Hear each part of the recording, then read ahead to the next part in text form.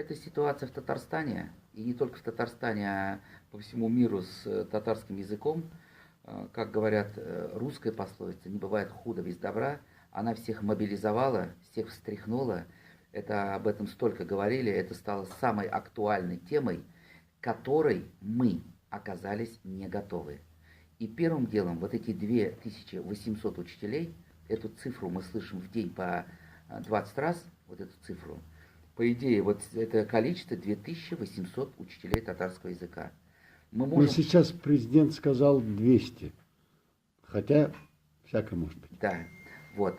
Это прежде всего они все, и прежде всего каждая из них. Да? Мы оказались к этой ситуации не готовы. Наш менталитет не готов. Вот давайте подумаем и сравним с европейскими странами.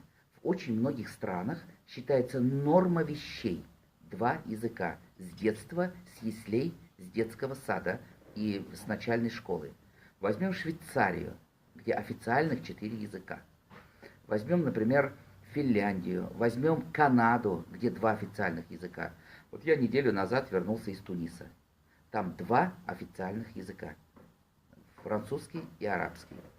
Вот, мы к этому не готовы. Ведь так прекрасно даже гостям нашей республики, бывающим на наших сабантуях, когда диктор ведет на 2 языках. Прекрасно находиться на свадьбе, где тоже ведется свадьба на 2 языках.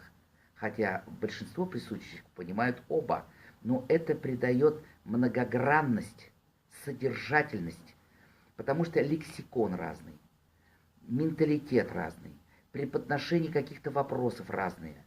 У нас есть у татар уникальные пословицы, фольклор, сравнения. У нас такие прекрасные прилагательные глаголы. Возьмем русский язык. Там тоже есть язык Пушкина. Там тоже столько прекрасных изречений, сравнений. В русском языке очень много аллегорий всевозможных. Да? Поэтому это все богатство, 2 языка.